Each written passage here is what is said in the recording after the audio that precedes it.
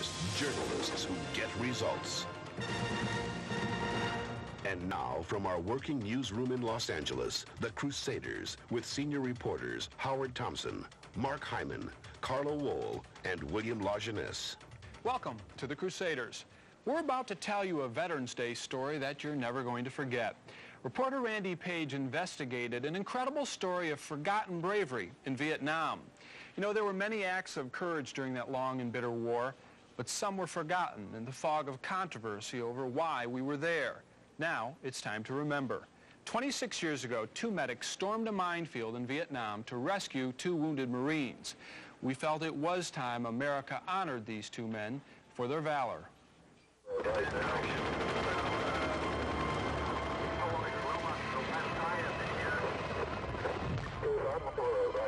Then all of a sudden I heard this big blast, and I looked over and I saw that men had fallen down on the ground, and I realized something happened up there. The explosion had come from the middle of a nearby minefield. 2 Marines were badly wounded. Someone was shouting for a medic. Marine Chaplain Leo Stannis says he'll never forget the sight of 2 Navy medics, Ron Smith and Bob Wilson, as they ran directly through the minefield to try and rescue the wounded Marines. It was the single greatest act of heroism Chaplain Stannis ever witnessed. Oh, Bob and Ron came running up and didn't think about their own lives or anything, and ran into that minefield, diddy-bopping all the way up there.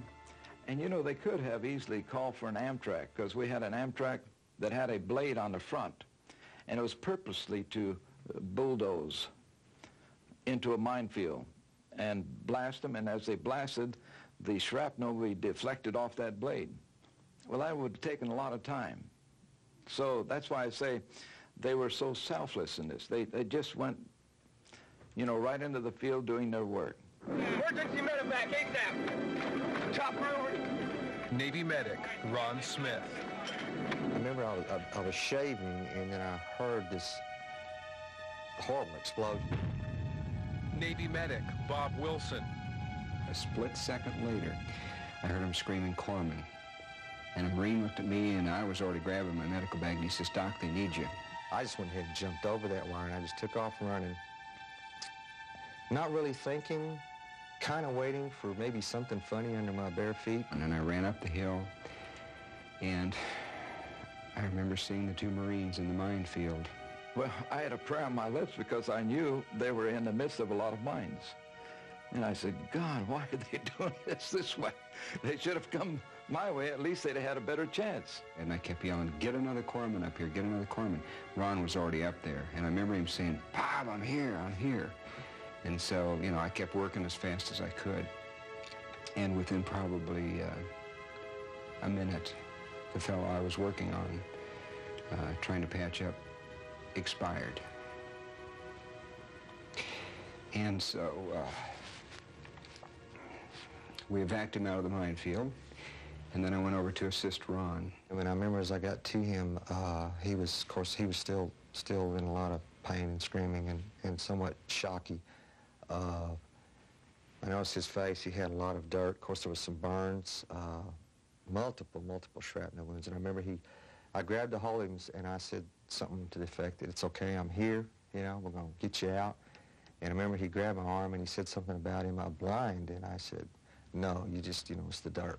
You just got, you know, all this crap on your face." And I told him, you know, I said, "You're gonna be okay?" And he said things to me like, and it's what really got to me, you know, what's my mother going to do without me, and, you know, my family, and, you know, and just things like that, and it just, you know, it just killed me, and I realized, you know, this guy knows that he's not going to make it. Somebody said to me, they were stupid, weren't they?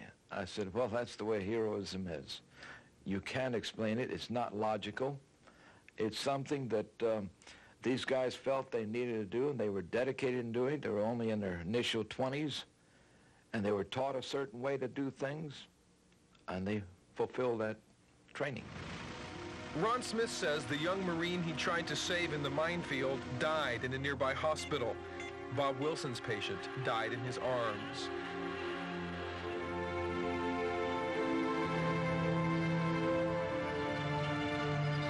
This is where the nation has paid tribute to those two Marines who died in that Vietnamese minefield. Their names are among those engraved in granite at the Vietnam Veterans Memorial in Washington, D.C. We brought Ron Smith and Bob Wilson together here on a cold October morning. Why have you avoided coming here for so many years? I saw what happened many times over. I saw us. When you look at these names, and there were so many of them that I didn't know that you know, I worked on it. We didn't even know the names of the two men in the minefield. We did some digging and we found the name of the guy who pulled off that hill on August 15th, out of the minefield. Oh my gosh. We've never known the names. Yeah. You found the name of one of them? Or yeah, one of them. His name was Corporal Gerald Bruce Weaver. And he should be on this panel right here. Panel number 24 East. So I can find it for you. I see it. Do you see it? He's down there. Where is he, Bob? He's here.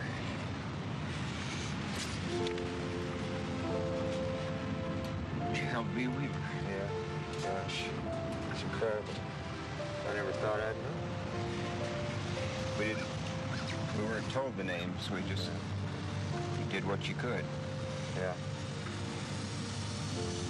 Yeah. You know, I think about him every single day. There is one thing. Gerald Weaver was a very brave man, and he has never been forgotten, ever. I just wish we could have saved him. For the first time in 26 years, a name could be put to an indelible memory. If only they could share this moment with the other man who was at the minefield that day, Chaplain Leo Stannis. How long has it been since you've seen him? Gosh, since '68 was the last time I remember seeing him. Or '67, maybe. Late '67, early '68. Yeah. He's an incredible man. What would you tell him if you saw him today? What would I tell him if I saw him today? That I love him. That I give thanks for him, and You know what? You can tell him. He's right here. oh my gosh. Oh God. God bless. Oh boy. What an occasion. It's good to see you. It's good to see you. I thought you were 80 Tom. Yeah, you still are. You still are. God. You were like a father figure to us. Well, thank you. I appreciate it. But this story doesn't end with this reunion at the wall. Well, I didn't know that either. Gosh, what a trip, I tell you. Ever since the war, Chaplain Leo Stannis has cherished the memory of two young medics and their heroic dash through a Vietnamese minefield. Commanding officers in Vietnam told the chaplain that the two medics would receive the Bronze Star for their heroism.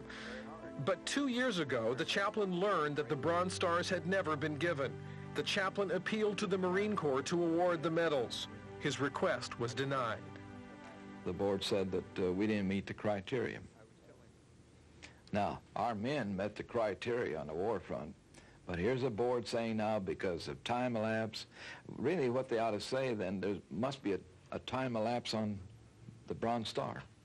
According to Pentagon regulations, the commanding officer must submit the paperwork for a Bronze Star within 3 years of the event. In this case, the Pentagon couldn't find any paperwork, couldn't find the commanding officers, and denied the chaplain's request.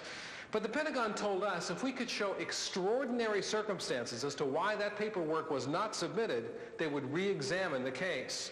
So we conducted a national search. We tracked down some of those commanding officers, and the big break came when we found the former platoon leader, Lieutenant Peter Wims. He wrote us a letter, and he explained exactly what happened to that paperwork 26 years ago. Wims says there was almost constant incoming artillery going on at the time, and in all the confusion, he writes, it's very easy to understand how this paperwork was never submitted. We also found the battalion commander, Lieutenant Colonel Lee Bendel, who backed up the platoon leader's account. We forwarded both letters to the Secretary of the Navy, and based on our new evidence, the Pentagon agreed to reopen the case. At the Navy Board of Decorations and Medals, Commander John Underwood. We certainly can understand in the heat of battle, so to speak, what would happen to these kind of papers. They were not recommended initially, but we understand that. And I think now the board will take all of that into consideration. The Bronze Star, a national symbol of heroism and valor. Now, 26 years after that dash through a Vietnamese minefield, 2 former Navy medics are closer than they've ever been to receiving one. I just did what I was supposed to do, as every other corpsman over there did. But the heroes are the men and women on that wall that we saw this morning that gave their lives. I will be very proud. I mean, I will not deny that. I will be extremely proud. Ron and Bob left Washington not knowing how close they were to receiving their medals. We continued to push for them. Within days, the Secretary of the Navy, John Dalton, acted, and we were notified that their Bronze Stars were approved. The Navy agreed to let us break the news to Ron and Bob. We found Ron at his suburban home in Abilene, Texas. The Secretary of the Navy approved the Bronze Star Medal with Combat Distinguishing Service fee last evening. Gosh, that's incredible. Gosh. Another big surprise, huh? Thank you. Bob Wilson and his wife Jeanette met us at their home in Charleston, Illinois. From Navy Department Board of Decorations and Medals.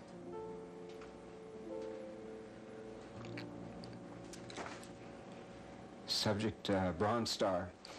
Randy, the Secretary of the Navy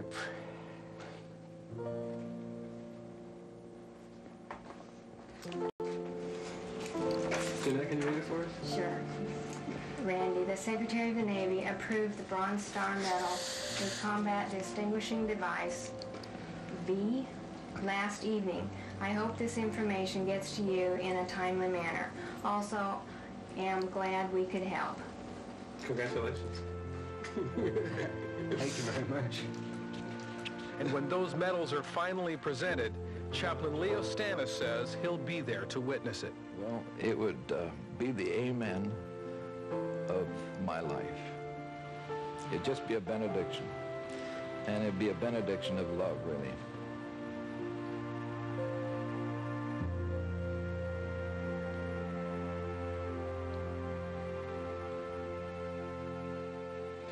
Unbelievably powerful story, especially since 26 years have gone by since this incident.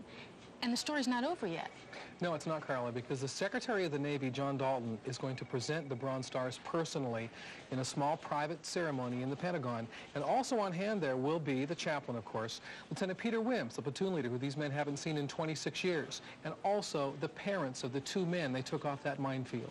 Now, you say 2 men, so you've learned the identity of the second man? Indeed, we've learned the identity of the second man, and both sets of parents will be there for that. So we'll have that story for you next week. Can't wait. Thank you, Randy. Still.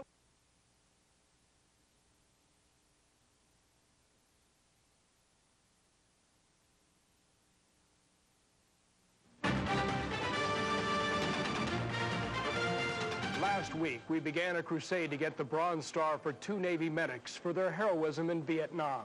Today, Randy Page brings us the dramatic conclusion of the story. For the medics, the story ends with honor and emotion. But for the families of the fallen Marines, it ends with tears and relief as they finally hear their son's last words.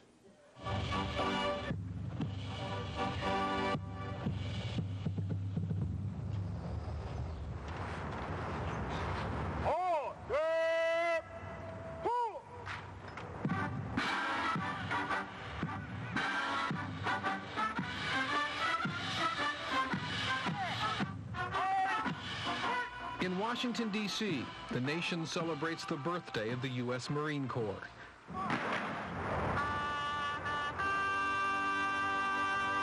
And the nation remembers the men and women who died in service of their country.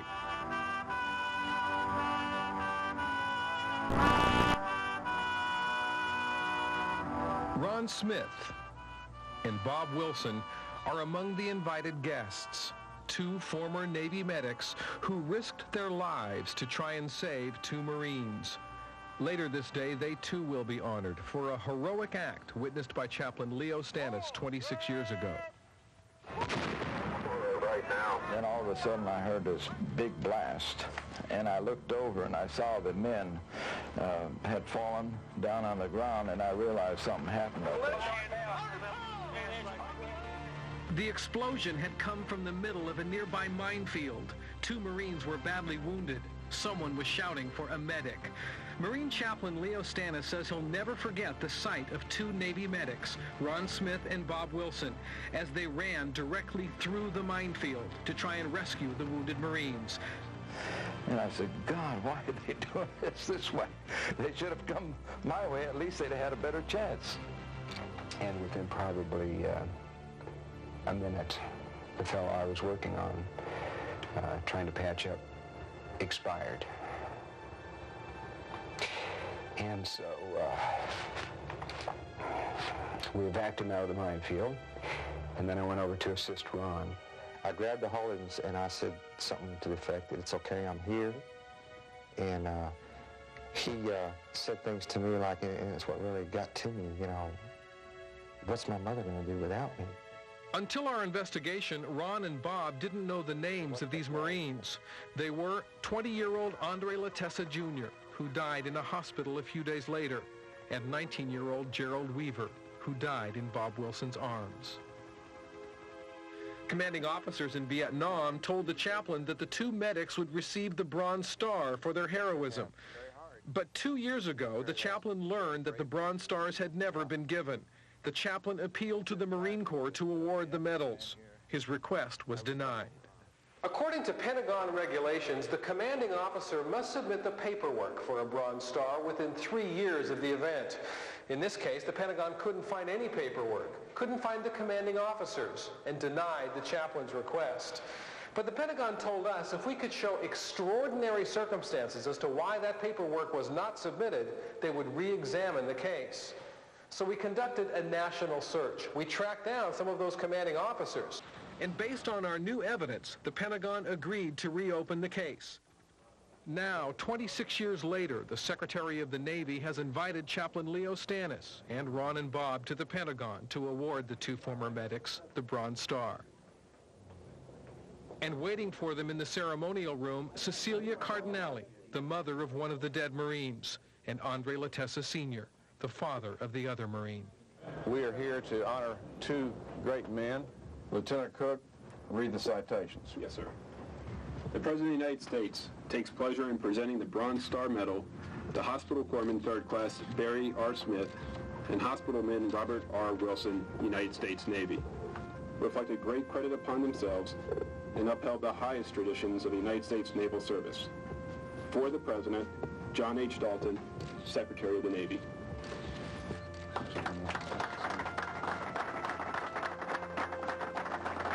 And Ron and I both accept our awards for those 2 Marines that day in that minefield so many years ago. I've had a lot of days when I felt very proud. Today I returned home from Vietnam and held my mother for the first time in over a year. When I met my lovely wife, Debbie, and we were married 6 weeks later, and also the birth of our son. And today, it's hard to beat. It's very hard to beat. Amen. It's great. It's terrific. Thank you. He was in such good company. Love you both. We think about him every day. We think about him every day. Oh, and I think he was in such good company, but I couldn't be there. Thank you. Thank you. It's an honor to meet you. This was his picture. Remember him? He was a hero. Yes, I know. And he's lived in our hearts all these years. Thank you. We did our best. 26 years we've been waiting day after day, morning, noon, or afternoon. We cross your mind about him, thinking about him, who was with him on those last moments. Yes. And I tell you, I love him. I love him like I've known him.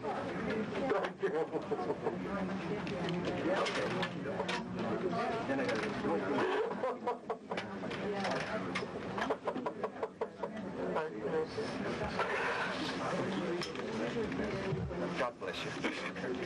God bless you. There was one person missing from this occasion, Andre Latessa's mother. We couldn't bring her to Washington because she's too ill to travel, so we decided to bring Bob and Ron to her in Fall River, Massachusetts. Ron Smith, Mr. Ron Smith. Bless your heart. How are you? It's so nice to meet you. A little nervous. I understand, aren't we all? Right. It's so wonderful to meet you. It's wonderful to meet you. Thank you very much. It's my pleasure to meet you guys. It's been a long time. 26 years. Yeah.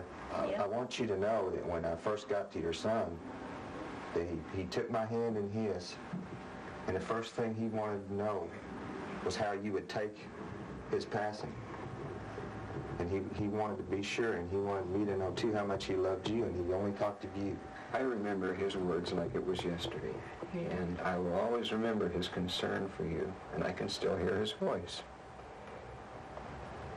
Because just knowing that they were there, comforting Andy, it makes any mother feel good knowing he didn't die alone. I don't want to get emotional, but it's great. It really is. That he was not alone when he died. Someone was holding his hand. I mean, that's quite something that's not just because I'm a mother, but anybody I would feel that, any boy, just knowing that someone was with him when he really needed someone.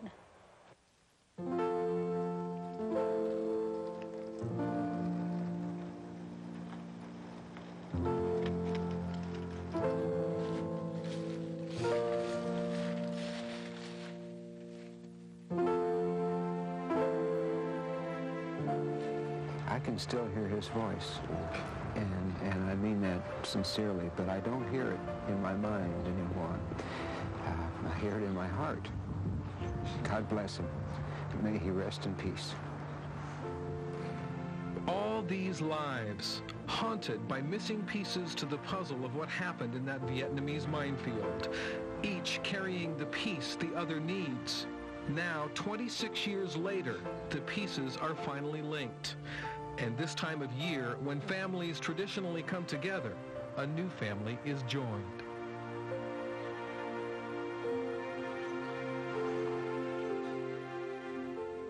You know, Randy, we are never going to forget that story. Thank you. And they are amazing people, but amazing as that is, there are also many other people just like Bob Wilson and Ron Smith who've never been commended for their actions, and maybe this story can serve to thank all of them. I feel that way. Still ahead, your letters and comments. But first, 1 out of every 10 households